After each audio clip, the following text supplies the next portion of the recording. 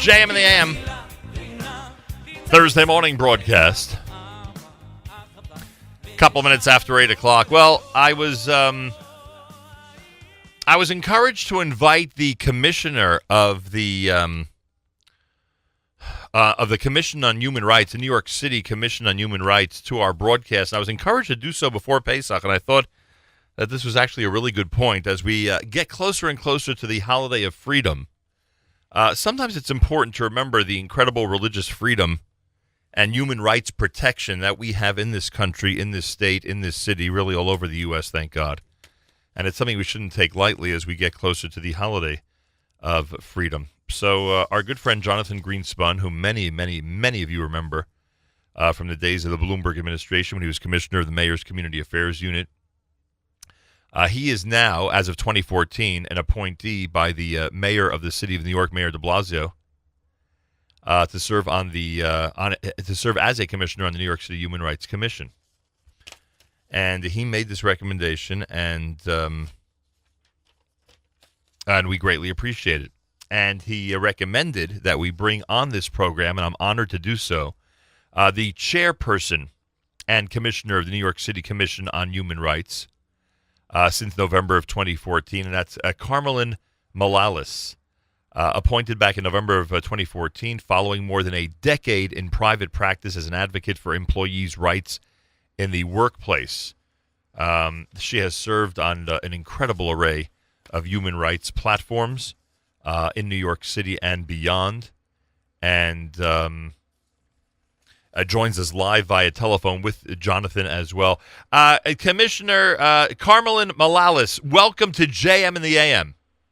Thanks for having me on today, Nachum. What a pleasure to meet you in this forum. And Jonathan Greenspun, nice to have you back, sir.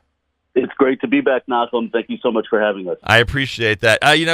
Commissioner Malalis, there are people listening right now who did not even realize that there is a New York City Commission on Human Rights, and there are people who are literally watching and safeguarding and acting as a clearinghouse for, I would assume, complaints and observations that people in the city have when it comes to human rights of all kinds. And I think it's a pretty important message, especially this time of year.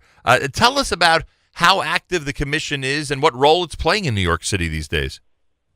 Right. Well, that's exactly right, Nachum, and that's why I'm always grateful for these types of opportunities to let folks know that there is, in fact, an agency in New York City that is specifically charged with looking out for them and making sure they're not being harassed or discriminated against, whether it's at their workplace or in their housing area or by places of public accommodation or even, while they're just walking on the street.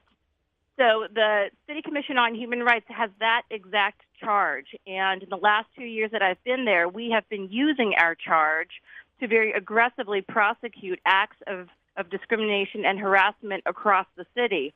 As you said, New York City is really lucky. We have the strongest anti-discrimination laws in the country. There's over 22 areas of protection under our city human rights law.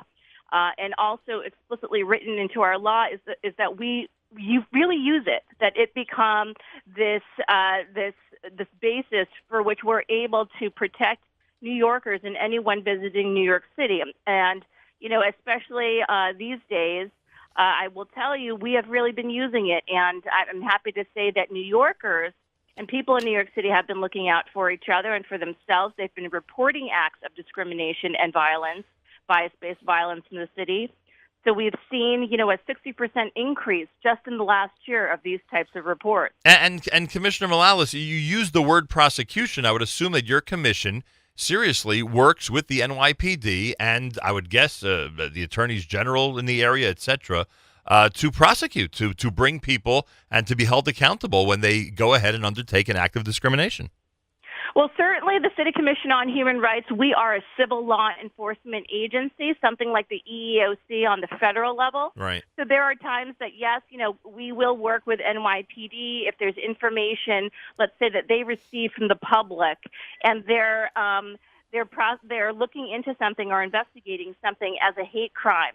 And that hate crime could also possibly be considered a claim of, let's say, discriminatory harassment under the city human rights law, which is something like a civil form of hate crime. There are times that we will work together, or our actions might complement each other, where they're looking at, apprehending or identifying the bad actor, and maybe we're working with the person who was victimized in that act of discrimination or in that hate crime to see what resources we could provide to that person or to their community. I got you. All right, Jonathan Greenspun's with us as well. Jonathan, tell us about directly how this is helping the Jewish community. We are somewhat familiar, especially when it comes to workplace situations, we're somewhat familiar with the way things have gone in the past and how important it's been for people to stand up for those who've been discriminated against in the workplace. How would you describe how the commission works along with the Jewish community to help us out? Thank you, Nachum. Well, you mentioned my work with Mayor Bloomberg, and prior to that, Governor Pataki. I used to have a file in my filing cabinet that was entitled Religious Discrimination. And in that file were numerous, dozens and dozens complaints that I had received personally from Jewish New Yorkers who had told me that they were not getting proper religious accommodation in the workplace, whether it was, and I think all of us who observe all of the Jewish holidays can identify with this. Yep, that's what I figured would be primary among them, right? Yeah, it's not uncommon for many of us who observe all the holidays, which often fall out on work days, to hear comments that go something like this: "Oh, I didn't know about that holiday. I never heard about that holiday," or in some cases, and I have to say this happened frequently, where many of their supervisors are even Jewish, and they choose not to observe those holidays. They say, "Well, I don't observe those holidays, so why do you have to observe those holidays?" Right. And much of this discrimination, some of it was in the private sector, but a lot of it was in the public sector. I remember one case in particular with a particular hospital as part of the New York City Health and Hospitals Corporation, where there was a nurse who was not a nurse, because I think that there's an exception to that, but there was a civilian employee who was having an issue with getting accommodation for Jewish holidays. And I think this happens, probably more often than people realize. What's important to know, and the reason why I suggested that we have Commissioner Malalis on the phone this morning is that people need to know that they have recourse, that they have a place to go where they are feeling discriminated, that they can make a complaint. And I'm sure the commissioner can sort of walk your audience through the process on how that's done. But that's a good. Listening audience to know there's a place where people can go. Yeah, that's a good. To not feel harassed. That's a good point, and I'm glad you brought that up, Commissioner Malalis. What is the process? What's the first phone call that people need to make when they feel they're the target of discrimination? Sure. So if people think that they are being discriminated against, or they're witnessing something going on in their workplace, and they're thinking to themselves, you know what, this isn't right. Someone is not being treated right because of their religion or because of their national origin or any number of categories, they should please call 311. They can ask for human rights. They'll be connected with our agency. They could also call us directly at 718-722-3131, and that way they'll reach us directly at the agency. In the last few months, we've, because of the uptick that I mentioned earlier, we've increased the number of people that we have on our info line telephone system to take in these types of calls. The person taking in their information will take in some basic information, determine if it is in fact the type of situation that should go to the Commission on Human Rights, and if it's determined that that is the case, they will then put them through. They'll make an appointment for them to speak directly with an agency attorney, where the agency attorney then could set up an appointment with them, meet with them, go over the facts of their situation. And during that appointment, something I really want to mention that's, I think, very important is that, the person has a choice as to whether or not they want to go ahead with a claim or not. They also have a choice as to whether or not they want to go ahead with the claim anonymously. Because, there are so many reasons, Nachum, that we realize that people, they have other things going on in their lives. And for some people, they don't want to put their names out there. They're worried about how that will affect them in various ways. And we understand that. So there's times that people do put their names out there, and there's times that people say, you know what, I want to give you the information so the city commission can address this on behalf of the city, but I really don't want to put my name out there. And then, of course, the agency attorneys will investigate the situation. That could include talking to other witnesses. That could include also interviewing other people, including the bad actor or the bad entity. And then that investigation continues to a point where, the Law Enforcement Bureau makes a determination as to whether or not they think there was actually discrimination that took place, if there was probable cause to determine that something did happen. I'll tell you, just the fact that there's a system in place, we should be thankful for that. It's amazing. Yes, I mean, and something I would add to what Jonathan was saying, there are certainly a good number of cases we get that are situated in the workplace, and I think he is right. Religious discrimination cases are pretty significant. When I was in private practice, I saw them all the time.